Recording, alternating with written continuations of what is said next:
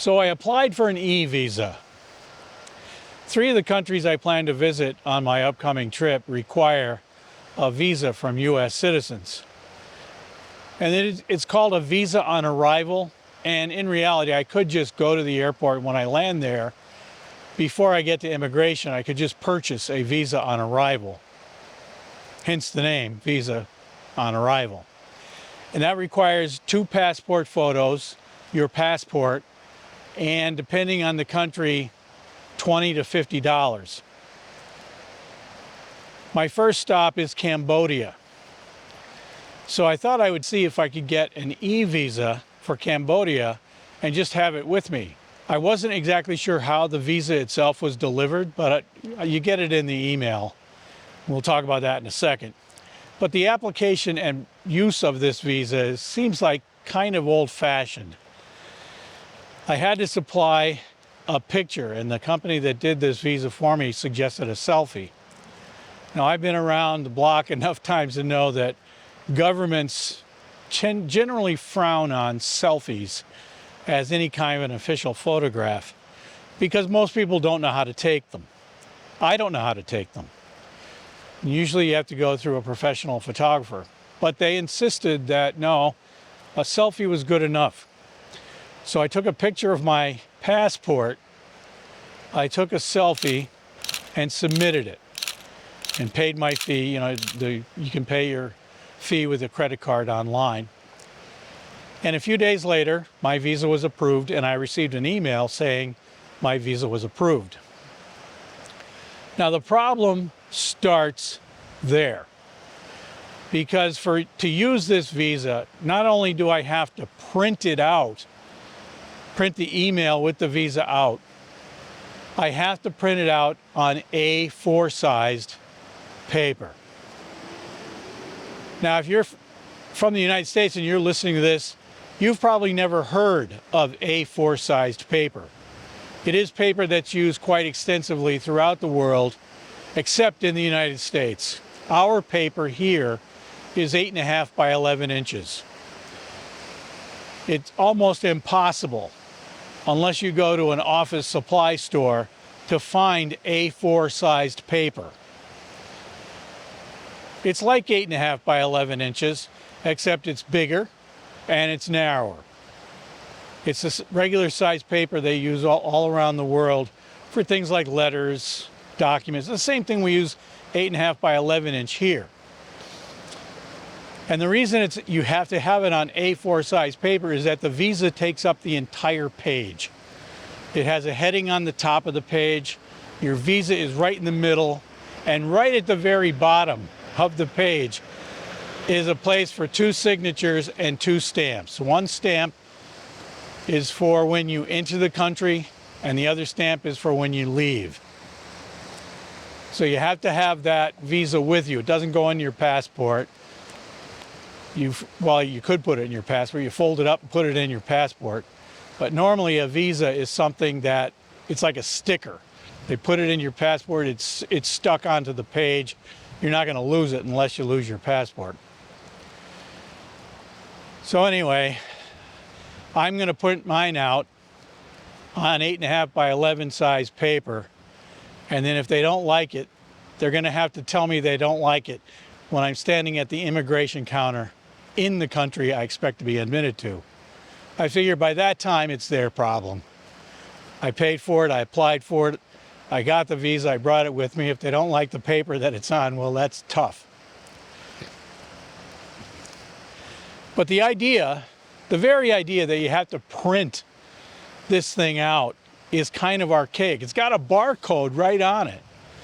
Why you can't make something that goes into your, I don't know, your Apple wallet or your Google wallet or whatever kind of wallet you carry around where you pay for things with your phone. You can put airline boarding passes in these wallets. Why not a visa? It's got a barcode. Take out your phone, turn it on, put it over a scanner, and bam, there you go. All they need is your passport after that. So I have 2 more visas to apply to, or apply for. One for Sri Lanka and one for India. And I might need more. I'm not really sure about that, but those are at least 2 more that I know that I need. But I hope the process or the use of the visa for the next 2 countries is a little easier to do. The Cambodian visa, kind of old-fashioned if you have to print it out. Maybe it's just me, but I haven't had access to a printer at my apartment or my house since somewhere around 2010.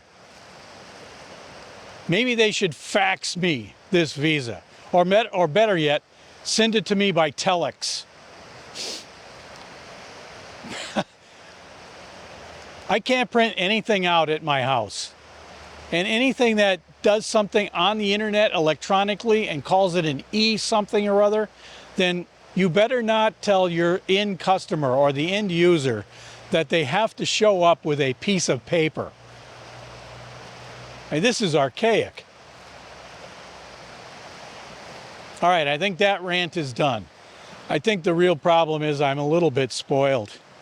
All the places I traveled to in 2023 didn't require a visa for U.S. citizens. When you show up at the border, they give you a little stamp in your passport. Most people are probably familiar with that. You show them your passport, they put an entry stamp, and when you leave, they put an exit stamp.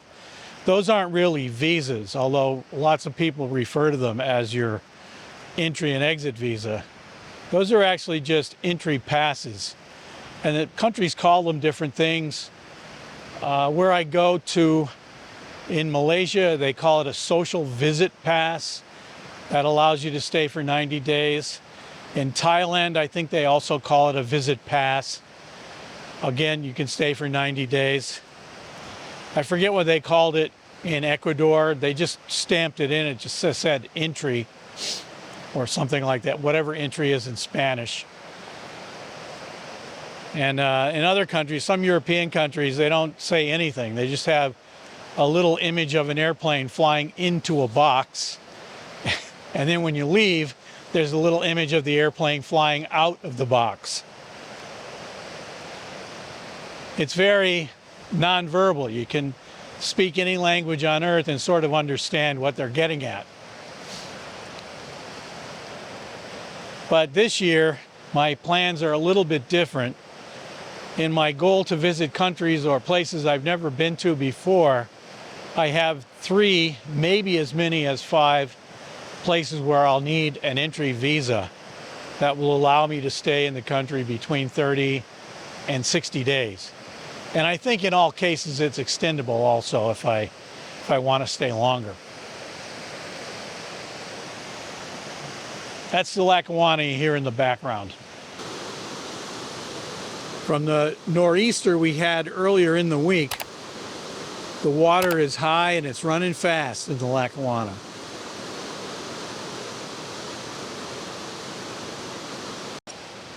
That's right, we had a nor'easter, or at least what they call a nor'easter. If I remember, I might look it up and put it down on below the screen and what a nor'easter is. All I know is that it's a big storm. I have no idea why it's called a nor'easter. But when we have them right in the middle of the winter, it usually produces tons of snow. This time we had it in the beginning of April where the temperatures were a little bit higher and most parts of the United States got rain. We got a lot of rain and a lot of wind. Some parts of the U.S. though got lots of snow, up to a foot of snow I heard last night. But yes, we did get the big storm I was planning on before I left town, but it wasn't the snowstorm I was predicting. It was the same storm, except it was just all rain. A lot of water around here. And yes, as you can see, I'm still wearing my level 4 thermal protection. I don't know what I was thinking. We had a month ago where it was almost 20 degrees. Now, it's the last 2 weeks, it's been down around 0 almost every day. The only good thing about today, it's 2 degrees right now. But the only good thing about today is that it's not raining. Well, 2 good things. And it's not windy. It's actually pleasant to be out walking around. I just wish I could be doing it in a t-shirt. To finish up about the eVisa, I used a company called Sherpa, and it worked fine. I got the visa, it was approved, and I received the email about 3 days after I applied for it. They said it might take up to a week. But the thing is, if you do eVisas, shop around, because the companies have various prices for the exact same thing. And they don't tell you what the price is until you get to the end of the process, unfortunately. The first place I tried, it said that the Cambodian visa, if I remember correctly, was $36. And at the end, they wanted to charge me $115. Now, $36 is the government fee. That's how much Cambodia, I keep saying Thailand, that's how much Cambodia charges for the visa.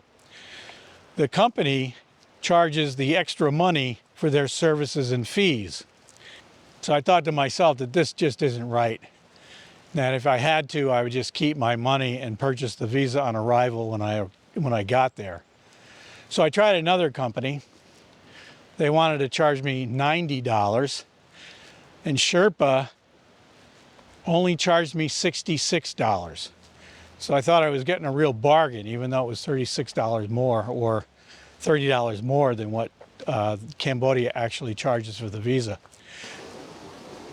But it is annoying because they don't tell you the full price until you've filled out all your information, sent in your picture of your passport and photo, and then finally when you get to the end, that's where they tell you how much the whole thing is going to cost. So shop around. Sherpa, in my experience of the three I checked, is the cheapest. So that's it from Carbondale, where there is never a dull moment. Be seeing you.